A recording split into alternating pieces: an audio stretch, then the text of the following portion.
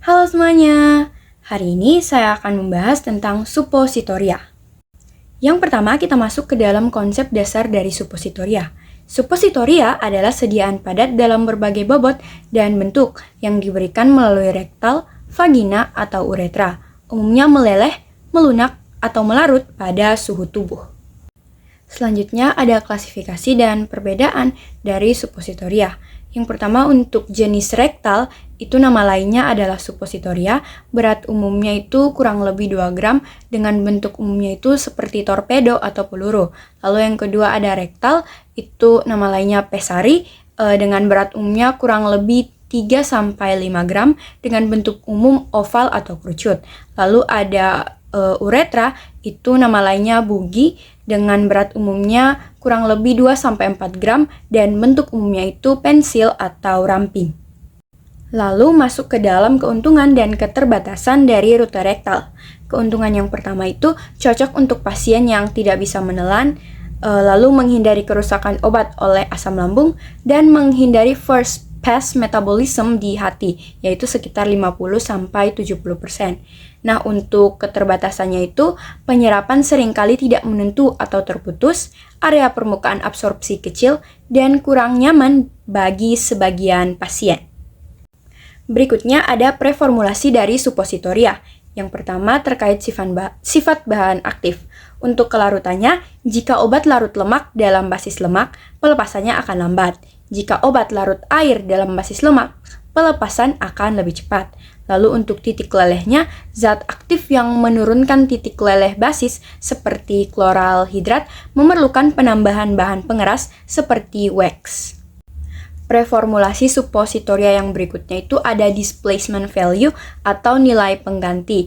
Ini merupakan jumlah zat aktif yang menggantikan sejumlah basis karena perbedaan massa jenis. Perhitungannya krusial agar dosis obat akurat dalam volume cetakan yang tetap. Nah, untuk rumusnya itu ada sebagai berikut. F sama dengan 100 dalam kurung A kurang C dibagi C kali P ditambah 1. Dengan keterangannya, F adalah nilai ganti, A adalah berat suppo tanpa obat, C adalah berat suppo dengan obat, dan P adalah persen obat. Berikutnya kita masuk ke dalam basis suppositoria. Ini terbagi menjadi 2, yaitu basis lemak dan basis hidrofilik. Nah, kita mulai dari basis lemak. Ini terbagi lagi menjadi 2. Yang pertama itu ada oleum kakao atau lemak coklat. Ini paling umum, dia meleleh pada suhu 31 derajat sampai 34 derajat Celcius, lalu memiliki sifat polimorfisme. Nah, untuk pemanasan berlebih akan membentuk kristal alfa yang tidak membeku pada suhu ruang. Lalu yang kedua itu ada lemak sintetik atau Witebsol Supokchir. Itu merupakan campuran trigliserida terhidrogenasi. Nah, kelebihannya itu tidak mudah tengik dan tidak memiliki masalah polimorfisme seperti lemak coklat. Lalu, jenis yang berikutnya itu ada basis hidrofilik atau larut air. Ini juga terbagi menjadi 2. Yang pertama itu ada PEG atau polyethylene glycol. Ini tidak meleleh pada suhu tubuh, tapi melarut dalam cairan tubuh. Nah, titik leleh tinggi sehingga stabil di cuaca panas. Lalu ada juga gliserogelatin. Ini merupakan campuran dari gliserin, gelatin, dan air. Ini sering digunakan untuk suppositoria vagina karena pelepasan obat yang lambat dan efek higroskopis. Selanjutnya ada metode pembuatan. Nah, ini terbagi menjadi 3. Yang pertama ada pencetakan tuang atau molding. Ini merupakan metode paling umum di mana basis dilelehkan, dicampur obat, dituangkan ke cetakan, didinginkan, lalu dikeluarkan. Kelebihannya, hasilnya itu seragam dan estetik. Lalu metode kedua ada kompresi dingin atau cold compression. Ini campuran basis dan obat ditekan masuk ke cetakan dengan mesin piston. Kelebihannya ini cocok untuk obat yang tidak tahan panas atau termolabil. Lalu yang ketiga ada hand rolling atau pencetakan tangan. Ini merupakan metode tradisional dengan menggulung massa seperti silinder lalu dipotong. Kekurangannya itu bentuknya tidak seragam dan sulit dilakukan secara massal. Berikutnya ada evaluasi mutu. Ini ada beberapa evaluasi yang bisa dilakukan. Yang pertama adalah keseragaman bobot. Ini menimbang 20 unit untuk memastikan variasi berat tidak melebihi batas toleransi. Lalu yang kedua ada waktu lebur atau melting range.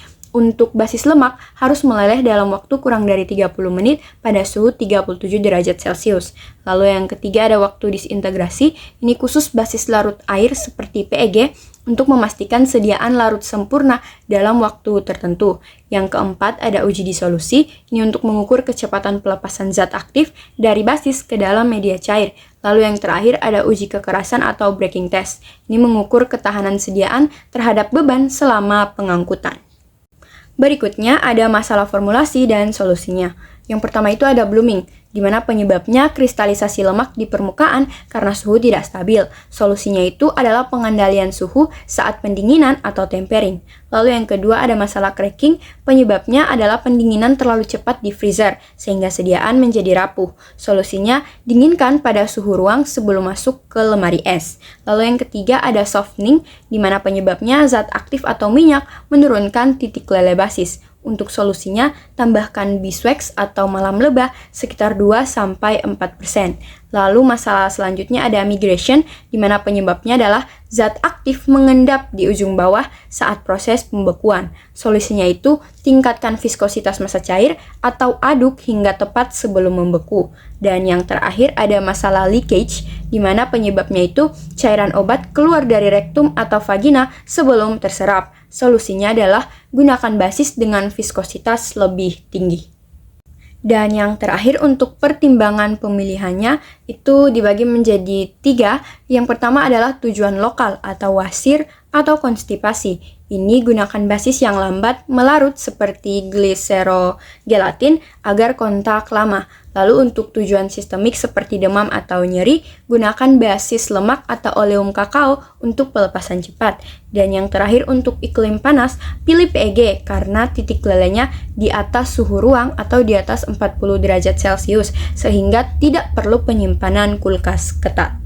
Nah, kesimpulan dari presentasi ini, suppositoria adalah sediaan padat rektal vagina atau uretra yang bekerja dengan cara meleleh atau melarut pada suhu tubuh untuk memberikan efek lokal maupun sistemik. Efektivitasnya ditentukan oleh sinergi antara sifat zat aktif dan pemilihan basis yang tepat, serta ketelitian proses pembuatan guna menjamin stabilitas fisik dan akurasi dosis sesuai standar farmakope.